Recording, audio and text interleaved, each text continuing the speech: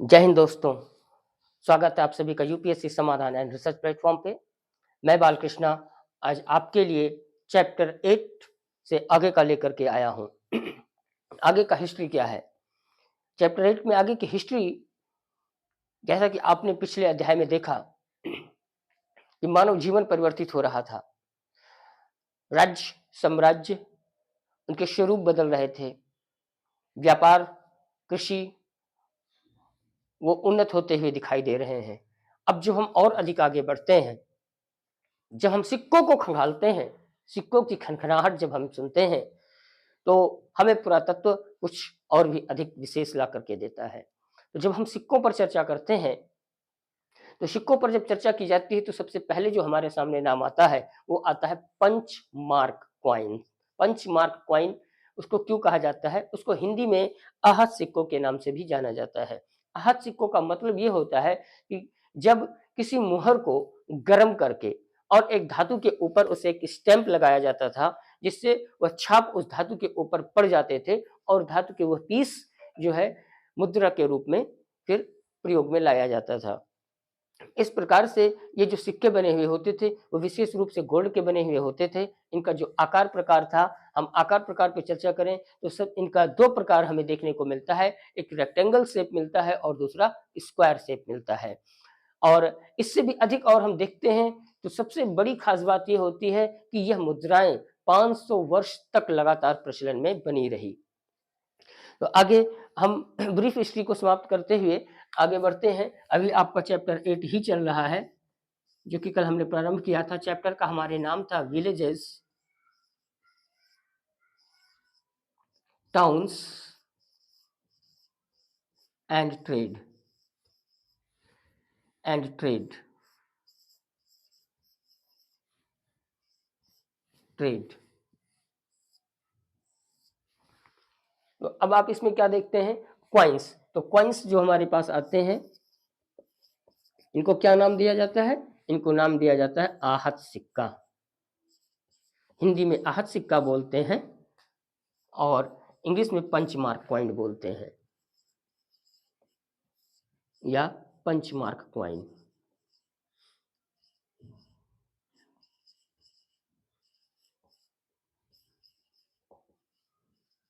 पंच mark coin.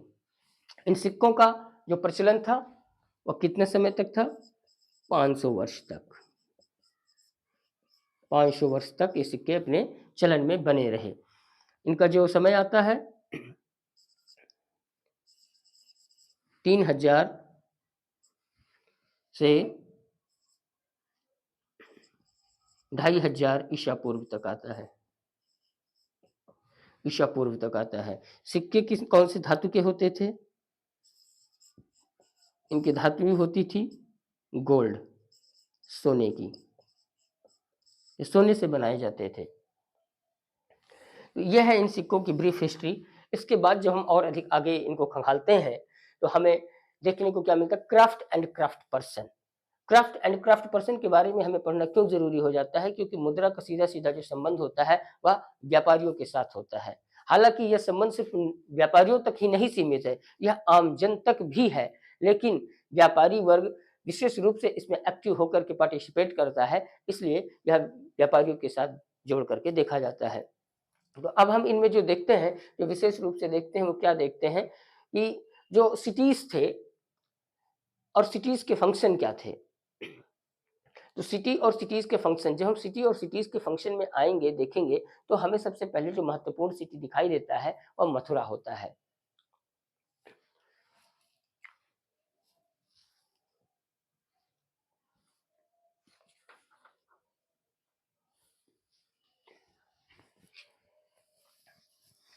तो आप शहर में प्रमुख रूप से किसे देखते हैं? मथुरा को। मथुरा की खास बात क्या होती है? मथुरा की खास बात यह है कि मथुरा 2 रास्तों से जुड़ा हुआ था। तो इंपॉर्टेंट सिटीज, तो हम देखेंगे सबसे पहले city and function. Functions, in city के क्या फंक्शन थे, तो और क्यों ये महत्वपूर्ण हो जाते हैं हमारे लिए? तो इसमें जो सबसे पहला हमारे सामने नाम आता है वो आता है मथुरा का। मथुरा, मथुरा इंपॉर्टेंट क्यों होता है?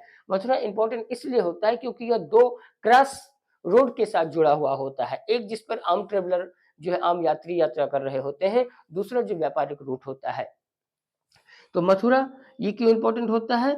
2 लिंक रोड होने के कारण। वो 2 लिंक रोड क्या है? पहला रास्ता जो जाता है, फर्स्ट वन, वो जाता है नॉर्थ वेस्ट,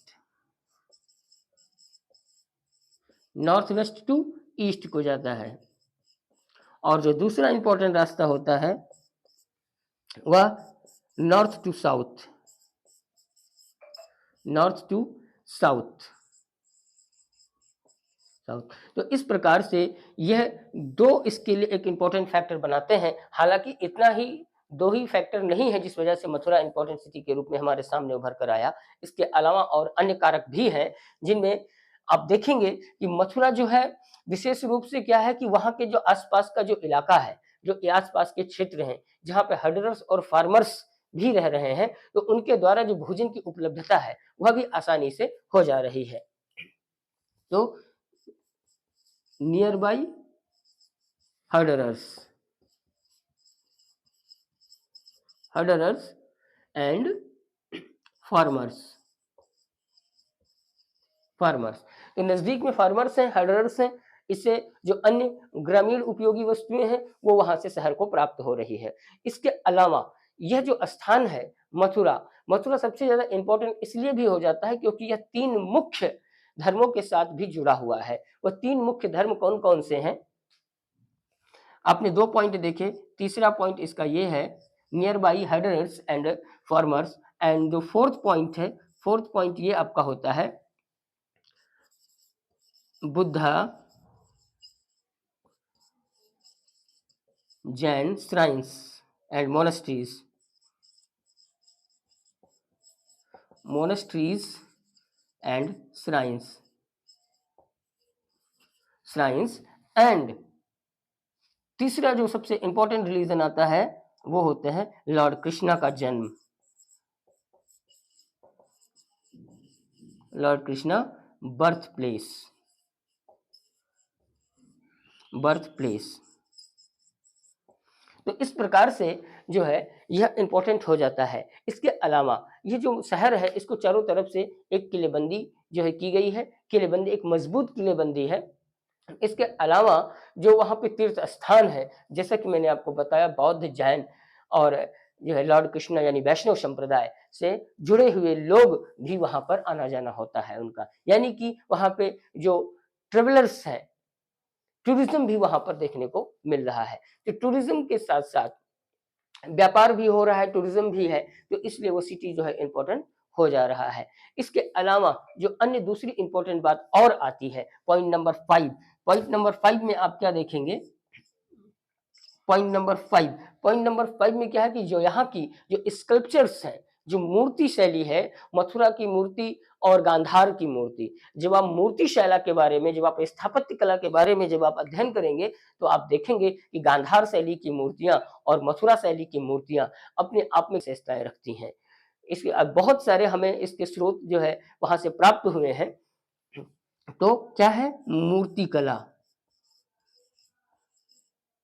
मूर्ति कला, मूर्ति कला भी यहाँ की बहुत ही टॉप लेवल पर है। इसके अलावा जो अन्य हमें यहाँ से साक्ष्य प्राप्त होते हैं आर्कियोलॉजिस्ट के माध्यम से, वो साक्ष्य ये प्राप्त होते हैं कि यहाँ पे जो स्टोन पेबल्स हैं, स्टोन पेबल्स से हमें यह जानकारी प्राप्त होती है कि यहाँ के जो मैन और वुमेन थे और इसके अलावा जो बिजनेसमैन थे या क्राफ्ट पर्सन जिसको हम कहते हैं, ये दान स्वरूप या गिफ्ट स्वरूप इन मोनेस्ट्रीज, टेम्पल्स या श्राइन्स को भेंट स्वरूप बहुत सारी चीजें दिया करते थे।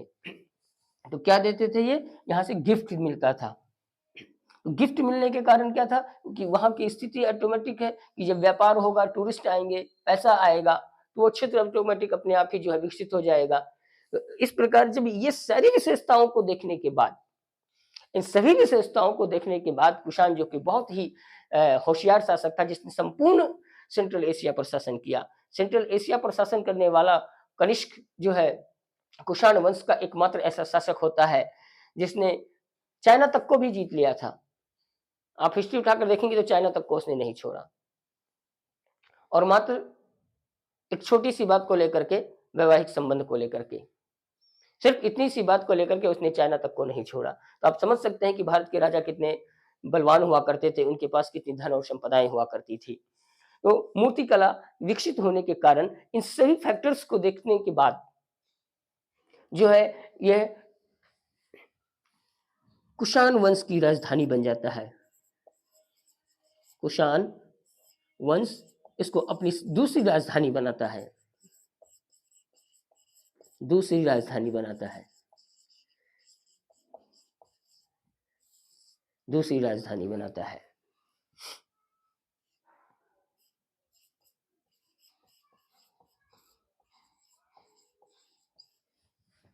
और मैन वुमेन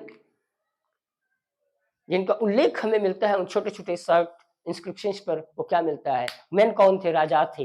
वहां के जो राजा थे, राजा के अलावा जो अन्य उच्च अधिकारी हुआ करते थे, राज्य के अधिकारी, वह और महिलाओं के रूप में रानियां जो है दान के रूप में दिया करती थी। इसके अलावा जो क्राफ्ट पर्सन थे, क्राफ्ट पर्सन में गार्लैंड मेकर, परफ्यूम मेकर, इत्र बनाने वाले के साथ जुलाहे जो वीवर्स थे, यह लोग भी गिफ्ट स्वरूप वहां पे इन संस्थाओं को दिया करते थे।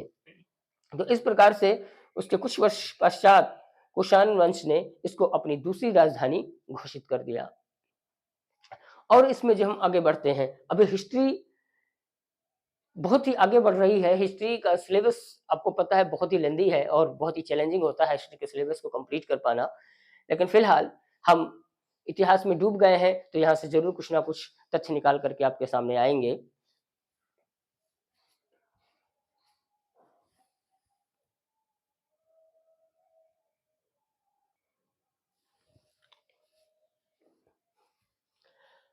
और आगे जो हम बढ़ते हैं तो हम क्या देखते हैं, अब हमारे पास जो अगला टॉपिक आता है वो क्राफ्ट और क्राफ्ट पर्सन का आता है। क्राफ्ट और क्राफ्ट पर्सन के बारे में जब भी हम स्टडी करने के लिए आगे बढ़ते हैं तो हमारे सामने एक जो खाका बनता है वो क्या बनता है? सबसे पहले जो इंपॉर्टेंट चीज होती है, आज के समय में लोग सोचते हैं क्राफ्ट पर्सन कौन थे, सिंपल हाथ से बनाने वाली चीजें, लेकिन नहीं। उस समय के जो क्राफ्ट पर्सन थे वो वास्तव में उन्होंने जो चीजें बनाई बिना किसी मशीनों का प्रयोग किए हुए, वो अपने आप में अद्भुत था। तो जब हम देखते हैं क्राफ्ट पर्सन के बारे में, स्टडी करते हैं और क्राफ्ट के बारे में, तो सबसे पहला जो नाम आता है वो आता है नॉर्दर्न ब्लैक पॉलिश्ड वेयर। ये क्या है? नॉर्दर्न ब्लैक पॉलिश्ड वेयर एक प्रकार के बाउल्स और प्लेट हैं जिनके ऊपर जो है पॉलिश की गई है ब्लैक कलर की और रेड कलर की। ये दो तरीके के पॉलिश वेयर हमारे सामने आते हैं। अगला जब आएगा तो हम उस पर चर्चा करेंगे। तो जब हम इसको देखते हैं, हालांकि हमें यह भी देखने को मिलता है कि कुछ ऐसे एनबीबीडब्ल्यू थे जो बहुत लंबे समय तक जो है सर्वाइव नहीं कर सकते थे। कुछ तो ऐसे भी हैं जो बहुत लंबे समय तक सर्वाइव किए और उनका एक संपूर्ण हमें शख्स के रूप में पूरा अंश प्राप्त होता है। परंतु कुछ ऐसे भी हैं जो हमें सिर्फ अवशेष के रूप में प्राप्त होते हैं। तो हम अगला टॉपिक पे जो डिस्कस कर रहे हैं वो हमारा टॉपिक क्या है?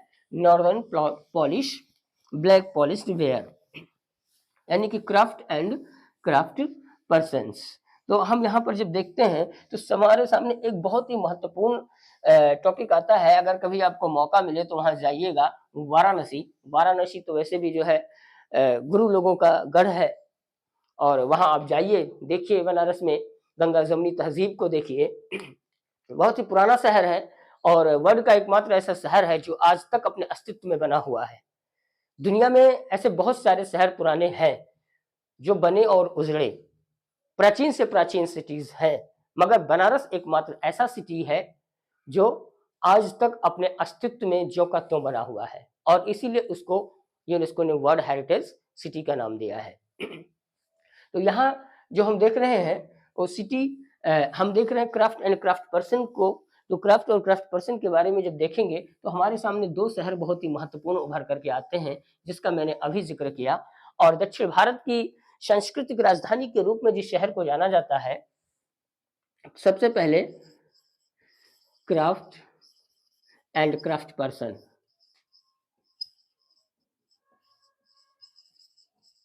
क्राफ्ट पर्सन, तो जब हम इसकी चर्चा करते हैं तो हमारे सामने जो सबसे पहला बिंदु उभर करके आता है वो आता है northern black polished ware, NBPW के नाम से इसको जाना जाता है। तो अब यहाँ पर क्या होता है कि इस प्रकार इसके हमें बहुत सारे मृदभांड जो हैं वो हमें उत्तर भारत के अन्य स्थानों से, बहुत सारे अन्य स्थानों से प्राप्त हुए हैं, जिनमें कुछ तो ऐसे हैं जो एक लंबे समय तक सर्वाइव करने वाले थे, जिन्होंने सर्वाइव किया, और कुछ ऐसे भी थे जिन्होंने सर्वाइव लंबे समय तक नहीं किया, वो नहीं कर पाए क्योंकि उनकी जो है गुणवत्ता उतनी अधिक अच्छी नहीं थी। इसके बाद जब हम और अधिक आगे देखते हैं तो हमारे सामने जो सबसे इम्पोर्टेंट चीज उभर करके आती है, जिसका मैंने अभी अभी जिक्र किया, वाराणसी। वाराणसी आज भी देखिए, आप वाराणसी का नाम लो तो आपके सामने बनारस का पान जहन में जरूर आएगा, और बनारस की साड़ी। अगर लड़कियां हैं आप तो लड़कियों को बनारस की साड़ी, और लड़के हैं तो बनारसी पान तो अपने आप में जरूर याद आ जाता है। तो जब आप वाराणसी की बात करते हैं तो ये, और मदुरई की अगर आप बात करें, मदुरई मदुरई की बात करें तो दक्षिण भारत में मदुरई और उत्तर भारत में वाराणसी, इन दोनों का सर्वप्रमुख नाम आता है अच्छी क्वालिटी के कपड़ों के उत्पादन में। यानी इन दोनों का जो संबंध होता है वो क्या होता है, good quality,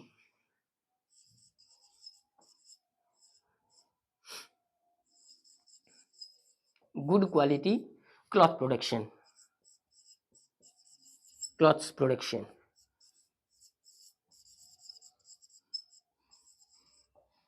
good quality cloth production.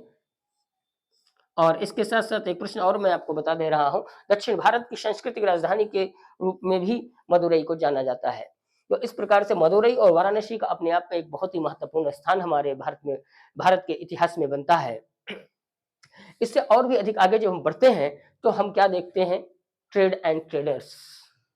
हमने क्राफ्ट देखा, क्राफ्ट पर्सन देखा, ट्रेड एंड ट्रेडर्स की जो हम चर्चा करेंगे तो हमारे सामने जो अगला बिंदु उभर करके आएगा फिर यही आता है, एनबीपीडब्ल्यू। एनबीपीडब्ल्यू क्यों आता है? एनबीपीडब्ल्यू इसलिए आता है क्योंकि उस समय के बर्तन, जितने भी बर्तन बनाने की जो कलाएं विकसित थी, उसमें ये सबसे उच्च क्वालिटी का था।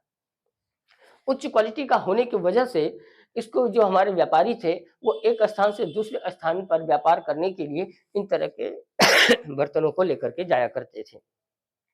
इसलिए इसके अवशेष और साक्ष्य हमें जो है देश के अन्य अलग अलग स्थानों से प्राप्त होते हैं। तो जब आप इनको देखते हैं तो वे अन्य स्थानों पर गए, उसका व्यापार किया, व्यापार भी किया, कुछ उन्होंने अपने व्यक्तिगत इस्तेमाल के लिए भी लेकर के गए। इसके अलावा जब वो दक्षिण भारत में पहुंचते हैं, हमारे व्यापारी जब दक्षिण भारत में पहुंचते हैं, अब देखिए दक्षिण भारत हमेशा आज भी रिच माना जाता है। रिच क्यों माना जाता है? क्या आपने कभी इस बात को नोटिस किया कि दक्षिण भारत रिच क्यों माना जाता है, उत्तर भारत क्यों जो है कंगालों की जगह है? हालांकि उतना भी कंगाल नहीं है जितना लोग समझते हैं, मगर क्यों है? क्योंकि सबसे बड़ी बात यह है कि जो हमारा दक्षिण भारत था, दक्षिण भारत कोस्टल एरिया से घिरा हुआ है। उसकी तीनों तरफ आप देखेंगे आपको समुद्र दिखाई देगा। एक तरफ बे ऑफ बंगाल दिखाई देता है, दूसरी तरफ आपको अरेबियन सी दिखाई देता है, तीसरी तरफ आपको हिंद महासागर दिखाई देता है। तो तीनों क्षेत्र जो है वो घिरे हुए, जल से, जल मार्गों से घिरे हुए होने के कारण जो अंतरराष्ट्रीय व्यापार है वह बहुत ही आसानी से फल फूल सकता है। यही वजह है कि साउथ इंडिया आज से नहीं, आदिकाल से विकसित रहा है। क्यों विकसित रहा है? वहां की खास बात ऐसी क्या थी जिस वजह से वो विकसित था? तो वहां की जो सबसे खास बात आपको देखने को मिलेगी वह यह मिलेगी कि सबसे पहला जो पॉइंट आता है गोल्ड। वहां के लोग के पास गोल्ड बहुत ज्यादा था। गोल्ड क्यों था उस पर हम अभी आपसे चर्चा कर रहे हैं। तो ट्रेड एंड ट्रेडर्स, हम चर्चा कर रहे हैं ट्रेड एंड ट्रेडर्स पर। Trade and traders, traders, trade and traders के रूप में जो अभी हमने आपसे जिक्र किया, उत्तर भारत से एनबीपीडब्ल्यू को वहां पर लेकर के जाया गया। वहां ही नहीं बल्कि संपूर्ण भारत के क्षेत्रों में जहां तक हमारे व्यापारी जा सकते थे, जो है अपने व्यापारी मार्गों के माध्यम से, वहां तक उन्होंने उसका व्यापार किया और हमें साक्ष्य के रूप में उनके अवशेष भी प्राप्त होते हैं। इसके अलावा जो दक्षिण भारत से हमें प्राप्त होने वाली जो इंपॉर्टेंट चीजें हैं वो क्या है? साउथ इंडिया, साउथ इंडिया से जो है हमें मिलने वाली इंपॉर्टेंट चीजें, इंपॉर्टेंट गुड्स, क्या थे हमारे इंपॉर्टेंट गुड्स? इंपॉर्टेंट गुड्स थे, सबसे पहला था गोल्ड, दूसरा प्रेशियस स्टोन,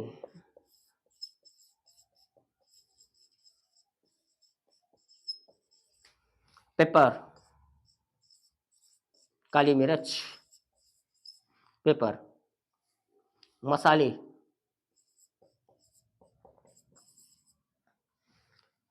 ये जो है आज भी आप देखो वर्ल्ड वाइड भारत के मसाले दुनिया में नंबर 1 किस्म के माने जाते हैं। क्यों माने जाते हैं? क्योंकि भारत के मसालों की वैरायटी, उनकी खुशबू और जिस मिट्टी में वो पैदा होते हैं उसकी ताजगी अपने आप में एक बेहतरीन स्वाद को पैदा करती है।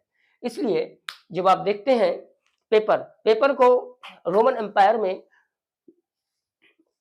गोल्ड कॉइन के नाम से जाना जाता था। गोल्ड कॉइन इसलिए कहा जाता था क्योंकि इसकी कीमत बहुत ज्यादा थी उनके यहाँ पर, और जब भी रोमन व्यापारी भारत में आते थे तो वह इस पेपर के बदले, काली मिर्च के बदले वो सोने के सिक्के दे करके जाते थे। और यही वजह है कि यूरोप से सोने बहुत बड़ी मात्रा में, बहुत ही ज्यादा मात्रा में भारत में आए। इसीलिए भारत को सोने की चिड़िया कहा जाता था, क्योंकि भारत में गोल्ड बहुत ज्यादा था। गोल्ड इसीलिए आया, न कि भारत में गोल्ड का बहुत ज्यादा प्रोडक्शन होता था, बल्कि भारत में गोल्ड व्यापार के माध्यम से आया। तो व्यापार के माध्यम से भारत में जो आया प्रेशियस स्टोन्स, ये कहां से प्राप्त हुए? समुद्री क्षेत्र होने के कारण, कोस्टल एरिया होने के कारण जो है प्रेशियस स्टोन्स हमें प्राप्त होते थे, मसाले प्राप्त होते थे, गोल्ड होते थे, पेपर होता था। इस वजह से जो है हमारा साउथ इंडिया बहुत ही रिच रहा, और आज भी साउथ इंडिया बहुत ही रिच है। ठीक है, जब यह रोमन एम्पायर में पहुंचता है तो वहां पे इसको गोल्ड कॉइन के नाम से जाना जाता। क्यों? क्योंकि इसके बदले वो गोल्ड कॉइन का पेमेंट करते थे। इतनी कॉस्टली होती थी ये, इतनी कॉस्टली होती थी कि वो गोल्ड कॉइन पे करते थे। और रोमन एम्पायर की जो गोल्ड कॉइन्स हैं वो हमें साउथ इंडिया में साक्ष्य के रूप में प्राप्त होते हैं, जिससे इस बात की पुष्टि होती है कि भारत का व्यापार रोमन एम्पायर के साथ उस समय आज के 2000 वर्ष पूर्व भी था। तो इस प्रकार से भारत के जो व्यापारी थे वे सिर्फ डोमेस्टिक लेवल के व्यापार तक ही सीमित नहीं थे, उन्होंने राष्ट्रीय और अंतर्राष्ट्रीय स्तर पर अपने आप को स्थापित किया था। इसके हम आगे जब देखते हैं तो और अभी ट्रेडर्स की हिस्ट्री अभी हम खंगालना शुरू किए हैं, तो धीरे धीरे आप देखिए क्या क्या हमारे सामने अभी निकल करके आता है। फिलहाल के लिए आप हमसे जुड़े रहें।